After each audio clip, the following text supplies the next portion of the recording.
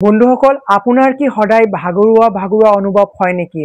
আপোনাৰ কি অলপ খোজ কাঢ়িলেই বা অলপ গধুৰ কাম কৰিলেই একদম বহুত দুৰ্বল লাগে নেকি গাটো? আপোনাৰ কি ৰাতি বুকুখন ধপ কৰি থাকে বা অলপ সময় পিছে বুকুখন ধপ কৰি থকা অনুভৱ হয় নেকি? আপোনাৰ কি একেবাৰে খাবলৈ মন নোযোৱা হৈছে নেকি? নমস্কাৰ বন্ধুসকল, মই ডক্টৰ নেকিবুৰ আৰু আপোনাৰ স্বাস্থ্য নিশ্চিত কৰাটোৱে মোৰ প্ৰধান লক্ষ্য। আজি আমি এইটো ভিডিঅ'ত ইয়াৰে সমাধান দিম। বলক বিৰতিলৈ আগবাঢ়ো। বন্ধুসকল, প্ৰথমতে মই বেমাৰৰ লক্ষণসমূহ কম, তাৰপিছত আপোনালোকে কিয় হয়, ডায়েগনচিছ কি, তাৰপিছত আপোনালোকে ঘৰুৱাভাৱে কেনেকৈ ট্ৰিটমেণ্ট ল'ব পাৰিব বা ডক্টৰৰ পৰামৰ্শ লৈ কেনেকৈ ট্ৰিটমেণ্ট কৰা হয় তাৰ বিষয়ে কথা পাতিম। প্ৰথমতে যদি মই লক্ষণবিলাক কওঁ, তেতিয়াহ'লে প্ৰথমতে ক'ব লাগিব যে খুব বেছি ভাগৰুৱা অনুভৱ কৰা, একদম দুৰ্বল অনুভৱ কৰা। ভাবক আপুনি অলপ কিবা কাম কৰিব লৈছেহে, মাত্ৰ 10-15 মিনিট গৈছে, তেতিয়া আপোনাৰ বহুত দুৰ্বল লাগি আছে। এনেকুৱা এটা সময় হৈছে যে আপোনাৰ 3-4 মাহ পিছত এনেকুৱা লাগি আছে যে আপোনাৰ গাটো চাগে প্ৰকৃততে দুৰ্বলে, বা এনেকুৱা হৈ থাকে আপোনাৰ বুকুখন মাজে ধপ কৰি থাকে, বা এনেকুৱা হৈছে যে আপোনাৰ একদম খাবলৈ মন নাযায়, খোৱাৰ প্ৰতি একদম আকৰ্ষণ একেবাৰে কমি গৈছে, বা এনেকুৱা হৈছে আপোনাৰ লাহে মাজে মুখত গা হৈ আছে, বা আপোনাৰ মাজে পেটৰ বেমাৰ হৈ আছে, বা আপোনাৰ মাজে পেচাবৰ ইনফেকশ্যন হৈ আছে, বা আপোনাৰ মাজে কাণৰ বেমাৰ হৈ আছে, বা আপোনাৰ এনেকুৱা হৈছে যে আগতকে বেছিকে চুলি যোৱা আৰম্ভ হৈছে। এনে নৰ্মেলি এটা হেয়াৰৰ চাইকেল থাকে, চুলিৰ এটা চাইকেল থাকে, কিন্তু তাতকে বেছি পৰিমাণে চুলি গৈ আছে আপোনাৰ। এইবোৰ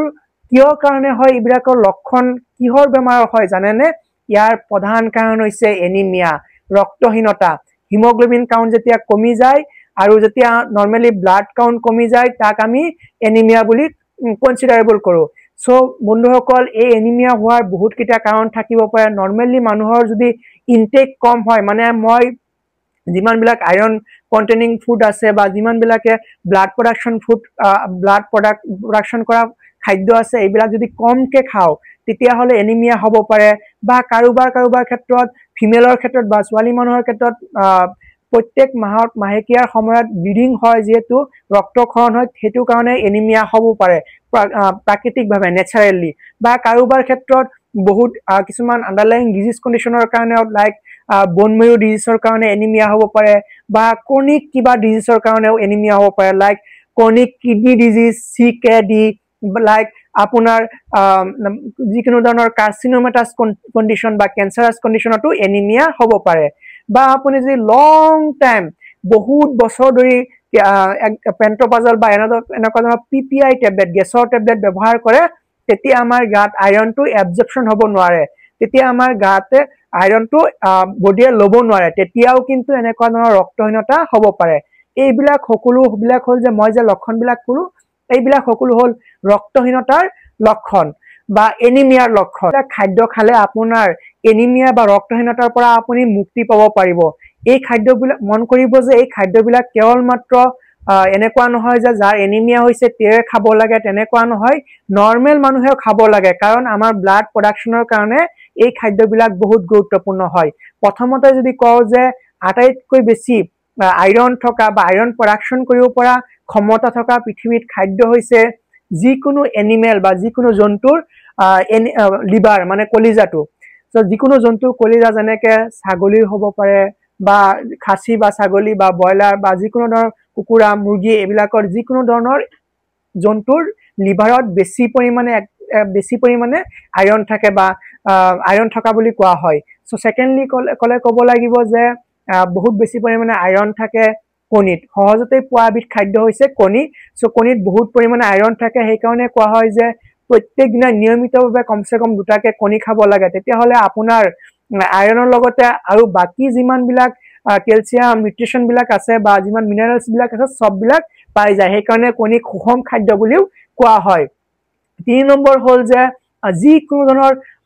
শাক, মানে হ'ব পাৰে লাই শাক, হ'ব পাৰে পালেং শাক, যিমানবিলাক গ্ৰীণ সেউজীয়া ৰঙৰ শাক আছে, সেইবিলাকত প্ৰচুৰ পৰিমাণে আইৰণ থকা বুলি কোৱা হয়। 4 নম্বৰত কোৱা হয় যে কচুৰ পৰা উৎপাদন হোৱা যিকোনো ধৰণৰ কচুৰ পাত হ'ব পাৰে, কচু হ'ব পাৰে, লত হ'ব পাৰে, বা কচুৰ পৰা প্ৰডাকশ্যন হোৱা যিকোনো ধৰণৰ কচু ৰিলেটেড যিমান বিলাক খাদ্য আছে সব বিলাকতে প্ৰচুৰ পৰিমাণে আইৰণ আছে তাৰ পিছত কোৱা হয় যে কল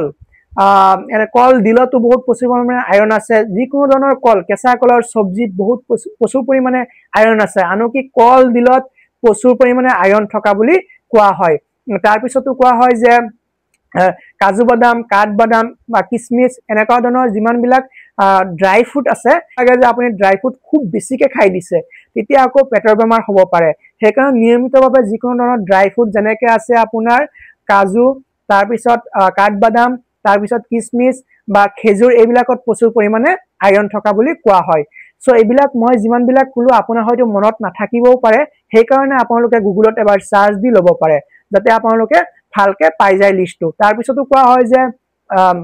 কিছুমান সবজি যেনেকে বুকলিত প্ৰচুৰ পৰিমাণে পোৱা যায় বুকলি হয়তো বহুতে চিনি পাইছে নে নাই মই পিকচাৰ দেখাম বুকলিত বহুত প্ৰচুৰ পৰিমাণে আইৰণ থকা বুলি কোৱা হয় সো তাৰ পিছত হল যে এনেকুৱা ধৰণৰ ৰক্তহীনতাৰ কাৰণে আপুনি প্ৰথমতেই এজন ডক্টৰৰ ওচৰলৈ যাব লাগে কাৰণ ডক্টৰজনে আপোনাক কিছুমান পৰীক্ষা নিৰীক্ষা দিব আমি সহজতে হিমোগ্লোবিন কৰিব দিও হিমোগ্লোবিন কাউন্ট বা সিবিসি বা কমপ্লিট ব্লাড কাউন্ট বা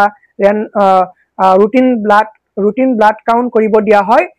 এইবিলাক পৰীক্ষা কৰিবৰ কাৰণে খুব বেছি টকা নালাগে যদি আপুনি সৰকাৰি হস্পিটালত যায় সিএইচসি লেভেলৰ বা ব্লক পিএইচসি লেভেলৰ বা আপোনাৰ এফআইইউ লেভেলৰ হস্পিটালত কমপ্লিটলি ফ্ৰিলি কৰিব পাৰি এইবিলাক পৰীক্ষা বা আপুনি যদি প্ৰাইভেটত যায় খুব বেছি টকা নালাগে 100 পৰা 200 টকাৰ ভিতৰত এটা হিমোগ্লোবিন